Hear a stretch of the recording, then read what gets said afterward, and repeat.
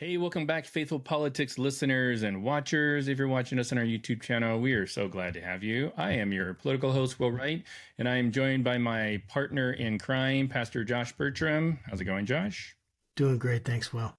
And returning to us today is Amanda Tyler. She is a distinguished American lawyer and executive, serving as the executive director of the Baptist Joint Committee for Religious Liberty, which is in D.C.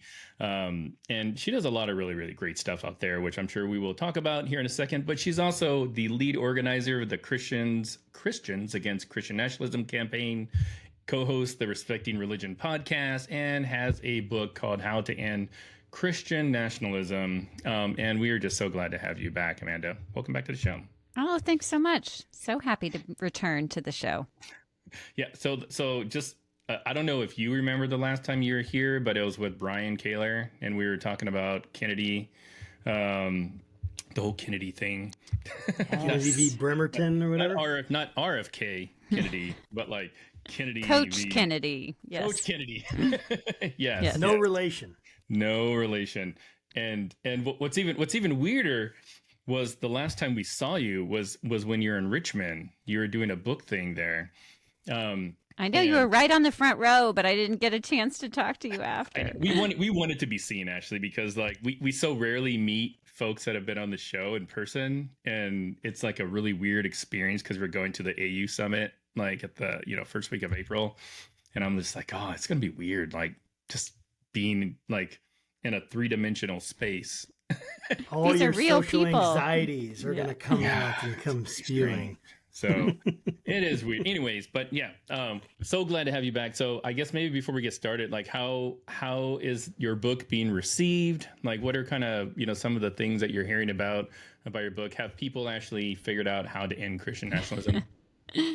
Yeah. So the spoiler alert I have for my book is at the very end, I say, if you've made it this far, you're not going to end Christian nationalism by reading a book, even this one. So, but I do think the feedback I'm getting from people who have read the book, people I'm meeting on the book tour, which is continuing, is that it is a helpful resource. It's something that is broadly accessible, and that it gives people some ideas on what to do next. And I'm a first-time book author, so I just, it's so gratifying. You work so hard on this work, and then you just have all these doubts along the way, like, is this even adding anything? Is this something that's necessary? Why am I spending all this time? And so then to have people that I've actually met to say, thank you, this is really helpful, is amazing. And I'll just say, so the book came out October 22nd, a few weeks before the presidential election day in the fall.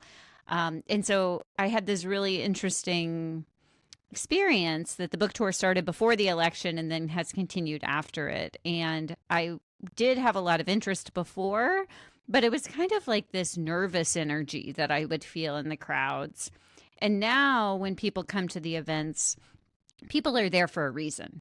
They're like, tell me what I can do. Show me, like, what can I do to get involved? And that has been really exciting. And just tiny anecdote, but this weekend I was actually at an event in Gettysburg, Pennsylvania with a group of Lutherans, and I met a couple who had come in from Ohio, and they said, we are from like deep MAGA country, Ohio, and I put your book on a waiting list for my public library, and I'm number 45 in line to get your book. And I was like, Wow. Like that was so, that's like some of the best news that I've heard, since I've been on the book tour, so that the people are really reaching out and thinking that this could be a good resource for them in places that I've never even visited before.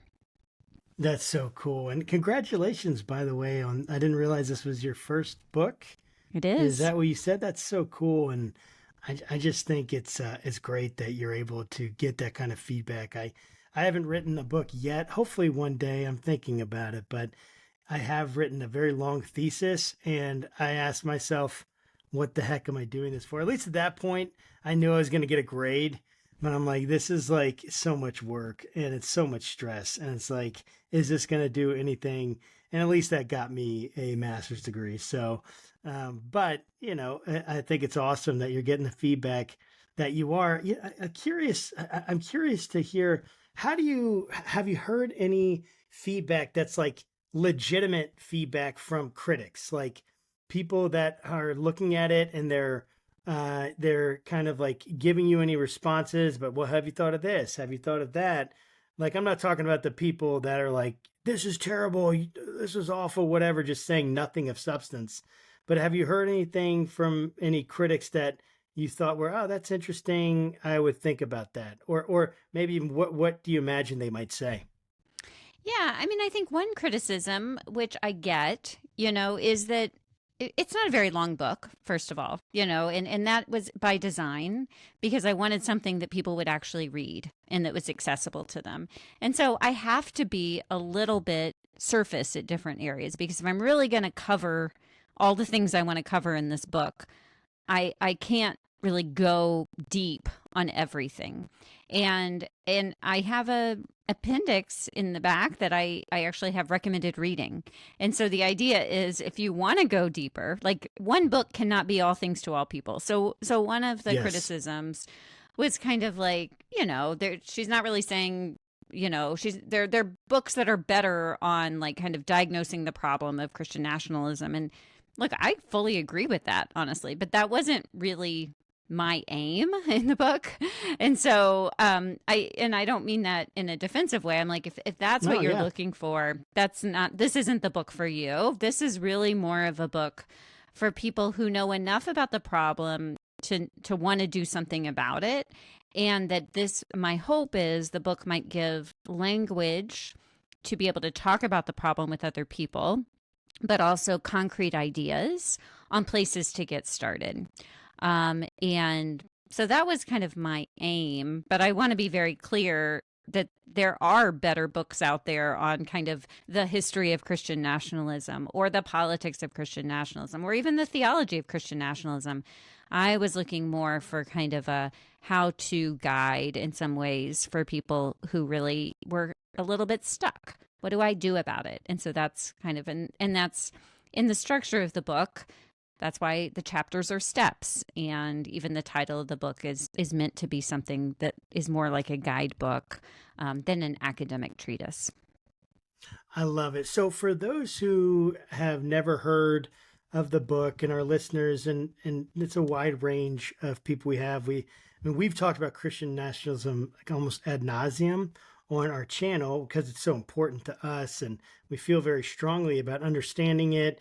We feel very strongly about right sizing it and understanding its real effect on our country, and even going into the nuances of, well, as someone who goes to church and wants to, votes Republican, are they a Christian nationalist because they vote Republican? And just the kinds of things that people start thinking, the kinds of shortcuts they start taking. And so we've talked about this quite a bit, but help us understand. Again, we've defined this several times, but even your unique take on what Christian nationalism is and why it's such a big deal for anyone listening to this to care about, spend time wondering about, get the book, read it. Essentially, why should they care about Christian nationalism? Yeah, so the definition that I use in the book and have used in the campaign is a very broad one. I define Christian nationalism in the U.S. context as a political ideology and a cultural framework that seeks to merge Christian and American identities into one. Or put another way, that Christian nationalism suggests that to be a real American, one has to be a Christian, and not just any kind of Christian, but often a Christian who holds fundamentalist religious beliefs that are in line with certain conservative political priorities. I totally agree with you that just to have conservative political priorities does not mean that you are embracing Christian nationalism, right? But to think that to be a real American, that you have to share the same views and that those views are in line with this fundamentalist reading of the Bible, that is a sign of Christian nationalism. And what I'm trying to do with the depth, and then I go, more in depth and draw on a lot of different scholars and social science surveys and history and historians to kind of tell how this is a very old problem in the United States, a problem that completely overlaps with white supremacy as well. But I really am trying to give space for every reader to identify in themselves, like, where are places in my life that I might have embraced this ideology? Or where are there places that I firmly rejected the ideology? I think that one critique that I have of kind of a lot of the national conversation around Christian nationalism is even the use of Christian nationalist as a label. People use it almost like an immutable characteristic. Oh, that person's a Christian nationalist, I can't talk to them. As opposed to thinking about it right. as an ideology and a framework that is just present in American society. And that to live here is to, in some ways, to have been impacted by it. Not all of us have embraced it to the same degree as others, or rejected it to the same degree as others, or been sympathetic or resisted it. But we are all kind of in it. And I think that prevents a furthering of an us versus them mentality that, frankly, is really pushed by a Christian nationalist ideology. And so I'm hopeful that that kind of broader frame might provide a basis for deeper and more productive conversations around the topic. That's really cool. And apologies in advance if my camera, if there's a delay. I'm having some issues on our end, but as long as you can hear me okay, that's all that matters. Okay, good. So I love for you to just kind of make sense of this anti-Christian bias task force that seemed to be pretty high on the priority list for the incoming administration. So make it make sense how the biggest religion in the world has structural biases against it. Okay, so I cannot make this executive order make logical sense, but I can maybe make sense of why this has been placed as such a high priority by the administration. We've had this onslaught of executive action over the first several weeks of the Trump administration, and one of those was in early February to sign an order creating a task force to, quote, eradicate anti-Christian bias. First off, this administration spent their first couple of weeks trying to scrub any office that had anything to do with diversity, equity, and inclusion out of the federal government, out of federal contracting, and now even going into the private sector, right? So that really shows, I think, what the administration actually thinks about countering bias, right? If they really cared about anti-religious bias, they would not have gone after offices like these. They certainly don't care about anti-religious bias on a large scale, because a lot of these offices actually dealt very much with that issue. But they are really perpetuating this false claim that there's rampant anti-Christian bias in our culture, in what is a majority Christian country. And I find this really offensive on a number of levels. I mean, one, it really distracts and denigrates from the very real anti-Christian bias and persecution that happens in countries around the world today, right? That there actually is a problem with Christian persecution in other countries. And to equate, people who feel that their views are not reflected in law and policy, to call that bias is really a misnomer from the beginning, and does not require a government task force. It also really downplays, and I think is very insulting to, the very real anti-Semitism, anti-Muslim bias, anti-Sikh bias, anti-Hindu bias, like any other religion in this country that is marginalized from, having mainstream being accepted in the mainstream, being tolerated, and certainly having full religious freedom. The levels of all of that anti-religious bias are far higher than any kind of anti-Christian bias, particularly when you consider the numbers of how many people in this country actually claim that religion. So by a proportional number, I mean, any kind of anti-Christian bias is minuscule compared to all of these others. And we really need serious policies to deal with that. And by the way, serious policies to deal with anti-Semitism are not to marginalize free speech, people who don't agree with the policies of the administration, right? We've seen how anti-Semitism has been, and a fight against anti-Semitism has been weaponized to go after political enemies as well.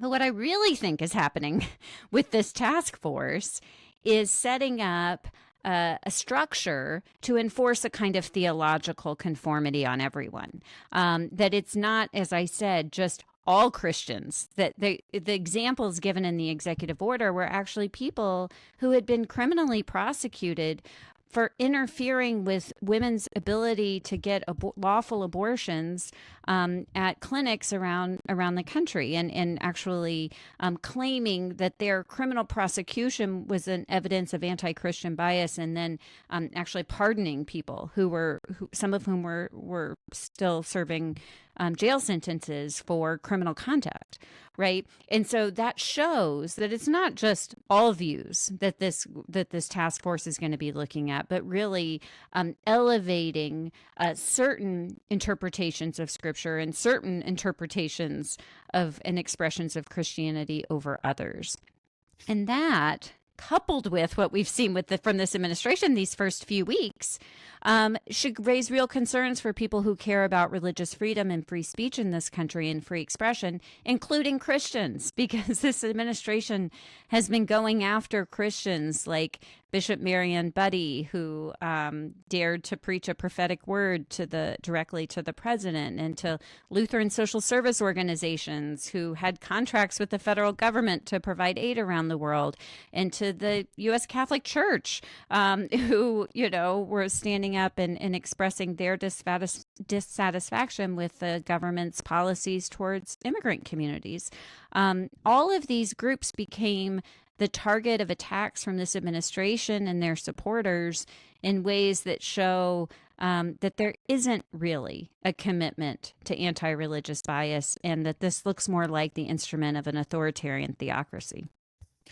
Yeah, I'm really glad that you explained it that way, because you literally took the words right out of my mouth. I mean, like when I saw the executive order, all I could think about is like, this is just another perpetuation of, I don't know, like Project Blitz, or like this is one of the mountains of the seven. And it just really kind of broke my heart, because it's like, sure, it may be called anti-Christian bias, but really it's a to hell with your religious pluralism committee, because to your point, like, I think that it's an attempt to kind of make the country more Christian, which as a Christian like really sucks, because that's not how you're supposed to do it. So yeah, and it's a certain kind of Christianity, right? It's not a Christianity that we would even all ascribe to, those of us who are Christians.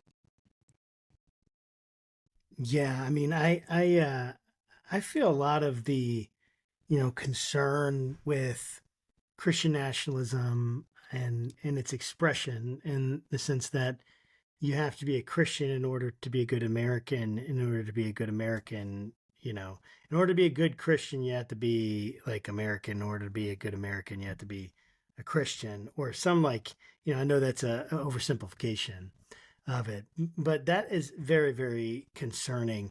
And I do have like this pushback in me, though, just thinking about, one, I'm supposed to be the conservative voice on here, so it's like trying to think about, what might my friends think if they heard that, but another thing is that, like, I would love for you to help me understand, like, the difference between what Trump is doing, coming in and saying, hey, these DEI things, under a certain interpretation of what those are, right? So they talk about like, I don't even know what the list of the reasons why DEI has become a target.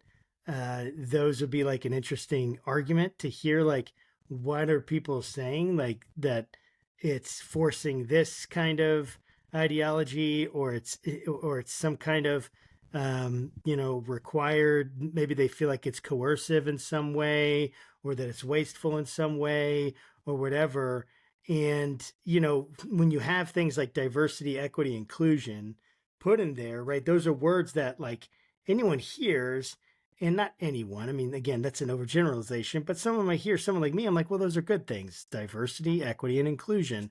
And yet, the content of what's in those, sometimes you can put questionable content behind good words or good sounding words, and that might even be part of the strategy. I'm not necessarily saying that is the case here. I'm very ignorant in this, right? So like I would that's kind of why I'm asking the question. Like I think about like the Obama administration, and some of the issues they had with the HSS mandate, or Obamacare, with abortion, and I guess if I'm remembering correctly, the Hobby Lobby sued the government, or that got to the Supreme Court on, they were trying to force like payment of abortion. Again, correct any like misunderstanding I'm having, right? I'm not an expert in this.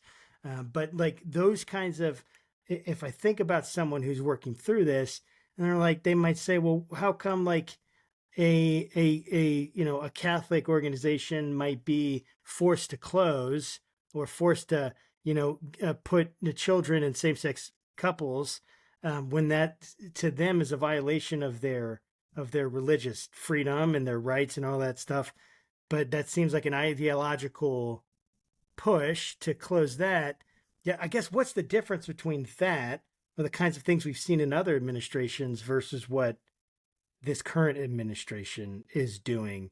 It kind of feels like in some ways like we've all just gotten into this, I'm going to force this on you through government coercion and power, and you're going to like it or you're not. And now we just have another swing of the pendulum where this like really, conservative, and again, I'm not a big Trump fan. I mean, anyone who's listened to this knows that, but it's like I'm trying to almost like understand like what is the fear? Why is this so, like, what's different between what he's doing and say what Obama did, or what Biden did, or maybe presidents before him? Yeah. I'm super curious to hear. Yeah, no, and I think it's good to have like what's the other side, not the other side, but what's the argument here? And I think one thing, you kind of got to it right at the beginning, and I do want to talk about religious exemptions and prior government policies. That's we could have a whole hour just on that topic, honestly. Oh, man, I would love to talk about that. But I do want to get to that. But first, just kind of focusing on programs that are meant to further diversity, equity, and inclusion, meant to further this ideal that everyone belongs. Right. And that and which I think is really core to a functioning pluralistic democracy. And I think what we have with this current administration, we have a lot of different things to point to, even in just the last couple of weeks, but they are not committed to pluralism. They actually don't, I think, and whether they're committed to democracy seems like a very open question to me too. But pluralism is just not, instead there is this idea of a white Christian nationalism, right? And that there are certain people who really belong here, and there are others who don't, right? And that's furthered in a lot of ways. And this didn't just happen overnight, but for years there's been this attack, and it was a very real thing to say. You never hear them say diversity, equity, inclusion. You hear DEI. Because people don't even know what that means. And you hear woke, right? And people don't even know what that means, right? But there's this whole kind of conflation and kind of scare tactics about what's actually going on in these offices that is a long way from what's actually going on in these offices. Now, has there been government overreach or just dumb programs along the way? I'm sure there have been, as there are at every level. And could we tweak and make more effective some of these programs? Absolutely. And can we legislate or program our way out of some of these deeply seated ideologies? no. Like, we need the programs, but we also need Right. people who are willing to come along and do the work and be present and be in communities. So Sure. I think Yeah. the response of just blaming government or these offices, and again, this is now extended into the private sector. Now we're seeing private companies who are shutting down their own initiatives for diversity, equity, and inclusion, or under threat that the government will come after them in some way if they don't. So this has gone far beyond the power of the executive, again, in ways that I think are really moving into an authoritarian regime type, where we're having a lot of thought control coming from the leader of the country, as opposed to a kind of free society we're wanting to live in. Yeah, so I'm really glad you brought up the question of religious exemptions from the prior administration, because what really happened in that case was the Affordable Care Act, or Obamacare, had a requirement under the new plans that contraceptive coverage would be free of charge, and that the insurance companies that were providing that had to cover those costs. And some religious, because most people in this country continue to get their health insurance from their employers, some of the religious employers objected. They said, look, this violates our conscience to have to provide insurance that would permit contraceptive care and reproductive health care. And so the Obama administration said, we'll work with you, right? We'll come up with a workaround. And they came up with a workaround, and those religious employers continue to say no, that they wouldn't take yes for an answer. And literally at the end of the day, it was sign this form that says you will not provide it and we'll find someone else who will. And they said to sign that form makes us complicit in the sin of receiving contraceptive care. And so I think and somehow that whole story got reduced to the Obama administration is trying to force employers to provide abortions and contraceptive care, when that was not at all the case, right? And so I think we really need to have more understanding about what's going on and get out of the sound bites of really demonizing one side or the other in this case, and learn more about what's really happening. I'm gonna break the fourth wall here for a second, to say that, and apologies for anybody that's watching this. Hopefully the video will sync to the audio at some point in time, but this has got to be driving you crazy, Amanda. So sorry. But for those that were unable to tell that we just edited a section of this interview, something you said that the second time I heard it did not make it any better about the signing it and being complicit with birth control. Like our listeners are going to hear that, and that'll be the first time they heard it. Like, I've heard it twice, and even that second time I was like, that is just ridiculous. Like what I don't get it. But my question to you, Amanda, though, is new administration, the makeup of the Supreme Court is a lot different since the last time you and I spoke on the pod. What are some court cases that you and BJC are kind of following, monitoring? And, are you all doing anything with what's happening with Oklahoma and Ryan Walters? Yeah. Great questions. Lots going on at the Supreme Court. They took a bit of a break last year from religion clause cases, not a break from handing down decisions, but from the cases that we are most directly involved in. But they're back at it this year. And there's a case also out of the state of Oklahoma that we are closely watching. I guess before I get into it, I do want to say at this moment that I think is very perilous for American democracy. And as a lawyer myself, I am very heartened by the level of illegal activity that's happening right now, both by the number of lawsuits that are being filed and by the relative speed that the cases are being adjudicated and coming down, right? They're not happening overnight, nor could they if they're really going to be thoughtful decisions. But I think what we're seeing, at least to this point, is Article 3 judiciary holding up their end of the constitutional bargain, right? And I think we need to see Article 1 Congress holding up their end of the constitutional bargain as well. But I'm on team judiciary right now, and I had been a little down on the judiciary before before this year. But the U.S. Supreme Court, so lots of very important cases there. But one that we are going to be filing a brief in comes out of the state of Oklahoma, where there is an attempt to have a religious public charter school. Right? We have private religious schools in this country, but to date, we have not had public religious schools. And that's because there is this foundational constitutional idea in this country that public money does not fund religion. Now, that principle has been chipped away at for a number of years by this U.S. Supreme Court, going at least back, probably further back than this, but really to 2017. There have been a series of cases where the Supreme Court has cut away at that foundational idea. And now that principle is being tested in the most extreme way that we've seen so far, in saying, can the state of Oklahoma with their public money fund a religious school, and it be a public school.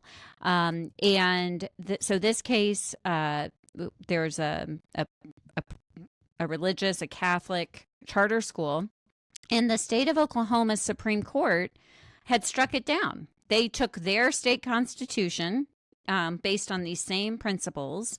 And in their state constitution, it basically says public schools shall not be sectarian, right? So it's pretty clear on the face, and said, therefore, this is unconstitutional under Oklahoma law. The state attorney general in Oklahoma, who is a Republican, right? This is not some liberal enclave, right? Also firmly said, we do not have public religious schools. And so it's very concerning that the U.S. Supreme Court said, no, actually, we want to hear that case. This concerning sign is there may indeed be a majority on the U.S. Supreme Court that does not have a problem with public religious schools, and who will use what I think is a very distorted line of cases and reasoning, that to say that public money cannot fund religion is somehow discriminatory towards religion. It really turns on its head the experience that animated the founders, their experience of established religion, their experience that government funding is actually quite bad for religion and religious pluralism. And they made a different choice. And that choice seems to be being reconsidered in this case. So very concerned about that case. The Supreme Court will hear argument in it in late April. And we'll be talking quite a bit more about it on the podcast that I co-host called Respecting Religion. The other case that we're watching that's actually still working its way through the courts, is coming out of the state of Louisiana. Louisiana became the first state in modern times to pass a law that requires the posting of the Ten Commandments in public school classrooms. And to date, again, that law, the district court, because there is precedent in this case, because in 1980, similar law came up and the Supreme Court at that time said, nope, that's unconstitutional, you can't do it. But after the Kennedy versus Bremerton case, the case that we talked about previously on this podcast, they're using the reasoning in that case to try to go after that old precedent and try to the lemon test. That's right. So in the Kennedy case, among other things, the court, in an opinion authored by Justice Gorsuch, basically said no more lemon test. Lemon test was one framework to try to determine if statute or government action violated the Establishment Clause. But they did not go back and invalidate other cases. But people who are challenging it are saying because there is no more lemon test, any prior case that used the lemon test is also bad law. Which I think is faulty reasoning, but they're going to give it another go, and they're going to try to give it a go under what Justice Gorsuch replaced it with, which is this very vague history and tradition test. So they're trying to make a case that it was the history and tradition of the United States to post 10 Commandments in every public school classroom, and therefore that there's no problem with doing that now. I think it's going to be very hard to build that history case before the court, but they're certainly giving it a go. I'll say that the district court, they lost at the district court. It is currently pending before the Fifth Circuit Court of Appeals. BJC filed a brief in that case. And so we're watching very closely and assume that at some point this case will end up at the U.S. Supreme Court as well. Wow, man. I'm just like imagining having the 10 Commandments posted in my classroom as a high school student. I'm like, I was in Fairfax County, it was right outside of DC. And I was like, that would just have been unimaginable, even though probably at the time I would have been like, oh yeah, that would be great. Or my parents would have been in support of that. And now it's hard to believe, but I'm like, man, I understand why people, I get it, why people are so adamant about it and also afraid of it. And I feel the tension inside. And ultimately, I agree. If we were to have some kind of, movement to post different surahs of the Quran or surah number 1, in every, school in the United States of America, I can only imagine the uproar. And so just trying to think of it in those ways. And we need to maintain this kind of neutrality, but of course it's very difficult, right? And it's one of the things, you're addressing in your book is Christian nationalism and the need for pluralism, which I very much am sympathetic to that, more so than I've ever been in my life as a conservative, Republican, a pastor, an evangelical, but just seeing the need for that. And but I do wonder, I can imagine some critics saying something like, well, modern, secularism, it's actually its own dominant ideology. It's turned into an ideology that marginalizes traditional faith communities, whatever it might be. And you can imagine even some of the views from Orthodox Jews, Orthodox Muslims, and Orthodox Christians might come into conflict with some of the more progressive views that we've seen, become more mainstream and even more. I'm at a loss for the word that I'm looking for, but essentially more accepted and even more enshrined in law. And so, what do you like? We talked a little bit about this, how there's not really this religious persecution that's being that's really the evidence isn't there for that. But how do you respond to those who maybe are feeling excluded? They might feel attacked by holding historic Christian beliefs. Like if someone's coming to you and they're saying, Amanda, man, I don't know what to do. I have these traditional views that I'm holding, and I feel like I'm honest about that. I might be risking my job, or I might, and of course now in this administration, they're probably not feeling that nearly right as much because of what's happening, but maybe they could have been feeling that under the Obama administration, under Biden, and I'm assuming under a future Democrat, president. Who knows? But what is what do you say to people like that? Have you had those conversations? What do they normally look like? And using kind of the argument from your book to help understand that. Yeah. Well, I think in a conversation like that, first I'd really want to listen well to what I'm hearing and to ask and to really get to, often a lot of this is based in a sense of fear. Right? Fear is a universal yes. human emotion, right? And to understand what is the fear here and what's really going on. And then, just to give an example of kind of how we see this playing out, right, is and something that we've seen play out over, a relatively short amount of time. We went from the Defense of Marriage Act. This is like in my adulthood, right? We went from the Defense of Marriage Act, which put in law basically that only opposite sex marriages would be recognized for all kinds of legal benefits, right? To Obergefell, where it became a constitutional right for same-sex couples to marry, right? That was a relatively quick, change for constitutional rights. And then we've seen all kinds of other legal protections follow from that, right?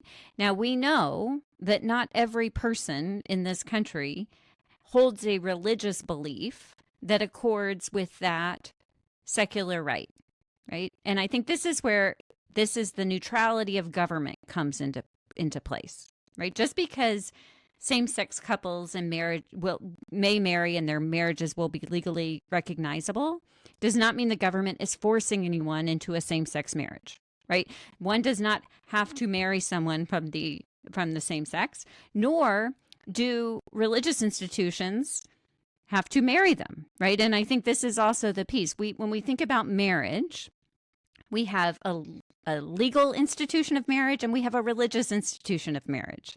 Those are two different things. This is where I think the separation of church and state is very helpful to think about this. And so while there is a legal right to marry, there is not a religious right to marry, right? It's not that anyone has a right to walk into any religious institution and demand to be married by that religious institution. And that religious freedom has been defended and protected, and I continue to defend and protect that right to tell the difference between religious marriage and civil marriage. And so I think there's a lot in the culture right now about LGBTQ rights. And specifically now, I think transgender people have been singled out as scapegoats and as examples in a lot of different issues where a lot of untruths and exaggerations and all kinds of demonization have happened with that particular community. And it has been fueled in part by this idea that one's religious views are under attack. And again, Will asked me earlier, make logical sense of this for me. I cannot make logical sense of this for you, but these are the emotions that are being played on and being played into in this moment. And so I think just because one has a religious conviction, one does not have a right for that religious conviction to be reflected in law and policy, right? Our laws and policies are meant to serve everyone and not reflect any one religious view over another. And we have space, including through religious exemptions, which we were talking about earlier. We have a legal system that makes space for people to hold on to their religious convictions and not be forced by the government to take actions that conflict with them. And there are sometimes very complicated legal questions about how we weigh different rights together, right? And those are when the hard cases sometimes come to the U.S. Supreme Court. And we can disagree about some of the outcomes and whether the court got it right in weighing those different rights. And I'm not trying to simplify those, but I do think the key piece is that religious freedom does not mean that your views are necessarily reflected in law and policy. But does law and policy give you space to live into your religious convictions and to exercise your faith in ways that don't interfere with the rights of other people living in our pluralistic society? That's really good. My last question for you, because I know you're a busy lady, is we have a lot of our audience members ask us if we have signed our name to the Christians Against Christian Nationalism. And my most common response is no, but I'll take a look at it. And it's not like I haven't looked at it. It's just like we're lazy and we're busy, and it's just like. but I want to give you the opportunity to tell every one of our listeners, people that are watching this, like, what is Christians Against Christian Nationalism, and why is it a good thing for them just to kind of sign up and be a part of this movement? Yeah. I appreciate the question. So the Christians Against Christian Nationalism campaign is something that BJC manages, and we have a website, christiansagainstchristiannationalism.org. When we started this campaign way back in 2019, the centerpiece was the statement of principles that we invited people to sign on to. And anyone listening who claims a Christian identity is welcome to review it and sign if they would like. And I also want to say it's not the only way to connect with the campaign. So there are lots of people who don't claim a Christian identity and don't want to sign on in that way, or people who just don't want a name publicly listed on a website as a Christian Against Christian Nationalism for any number of reasons, which I fully support. But the great thing about the campaign is in the last few years, we've developed many other entry points for engagement, including downloading resources that we have all kinds of resource, podcast series, discussion guides, explainers, things that you can share with friends and family, and that to use in your small group study or church study or just even for individual study to learn more about it. But we also are really working to set up local groups for action. And this is really something that I talk about in my book about the importance of local organizing. And so we have a whole page on our website about local groups where you can find, if there's already a group going in your area, find a place to connect with people. If you're interested in starting a group, reach out to us. We'll kind of let you know what's involved and give you some tools. But our purpose is really to connect people on the ground to people in their community who are interested in learning more and taking action together. Because I really think that is the key piece to, as we started, to how we're really going to end Christian nationalism, is to do it by building these communities, communities that extend beyond just Christians, extend in interfaith and working with secular allies as well, to get to know our communities, see what's really challenging us, and then dreaming together and working towards that more flourishing society that works for all of us, regardless of religious belief. I think that's so cool. I mean, I really love the idea of bringing people together to talk about this, because it's so misunderstood and it's so like mysterious to some people, and they hear the label, right, and they don't get it. They don't understand what it means, and maybe they feel afraid to even be able to talk about it if they don't have a safe space to do it, because this person, Uncle Larry's going to explode if you talk about that, and it's uncomfortable, so they don't want to do it.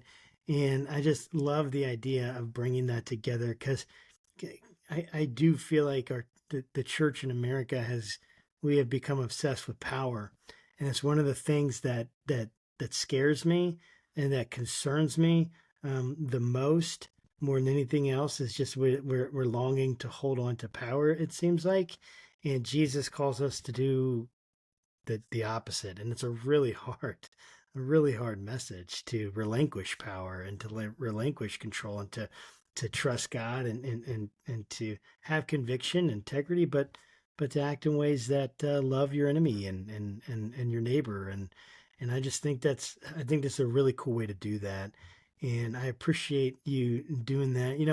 I would just love to give you a chance to kind of make your for this podcast, to kind of make your final appeal on like why this is so important for people and our future to start to get into this conversation and to really understand it, and so that we can move forward. I'd love to hear your final thoughts on that. Yeah. I mean, I think one thing I hope people are hearing, we didn't focus too much on the history here, but this is a really old problem. This is not something that just popped up overnight. It's been growing for centuries. There have been, pockets of people taking it on, but then it kind of comes back. I think about Christian nationalism as kind of different high tides, and we're at a high tide right now. This is our moment. And it's different than other high tides, in part because of the speed at which misinformation is traveling, because of the strong man of Trump and the second administration that is filled with people who won't say no to him, and some of the destruction of the rule of law and just democratic institutions.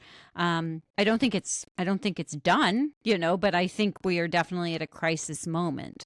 And so I think my appeal, and I'll make it broadly and then also to Christians, and then even more narrowly just to white Christians, right? I think the broad appeal is, if we care about pluralistic democracy, that this is our moment to show up, and that this moment requires the active engagement of every person in the project of democracy like we've never done before, right? Not just showing up on election day, not just calling or writing your member of Congress, although you need to do both of those things, but actually getting involved in the fabric of our community, and really showing what we the people looks like. To Christians, Christian nationalism is a form of idolatry. It is a gross distortion of the teachings of Jesus, and it violates our core of our faith, which is the gospel of love, and replaces it with this false idol of power. And so if we are really serious about this business of following Jesus, and listening and following his commands to love God through love of neighbor, then I think we have a religious imperative to show up in this moment. And then finally, to white Christians, we have done the most to both perpetuate white Christian nationalism, and we've benefited the most from it. And so this is the moment, I think, that we bear the greatest responsibility to do something about it. The impact of white Christian nationalism is felt most by everyone but us. But it's our responsibility, I think, to deal honestly with how white supremacy is motivating Christian nationalism, to talk openly and honestly and in hard ways with our communities about it, and then to work in ways that are truly collaborative and not perpetuating white supremacy in our joint work to do something about it in our communities. Man, thank you so much for that appeal, Amanda. I think that was really well said. And I pray our audience is listening, and no matter where they fall in this, they understand the importance of this moment. Because I agree with you. We are in a key moment right now for our generation and in American history for us right now. And I'm just thankful for voices like you that are willing to get into the fray. Yeah, go ahead, Will. No, I was going to say, thank you, Amanda. We really, really appreciate your time, yes, and everything, and just for all the advocacy that you're doing. And yes. Yeah, how can people get your book? What's the website for BJC? And then we will send you off. Well, you can get the book wherever you buy your books. But we do have a website, endchristiannationalism.com, where you can learn more about it and have links to where you can find how to end Christian nationalism.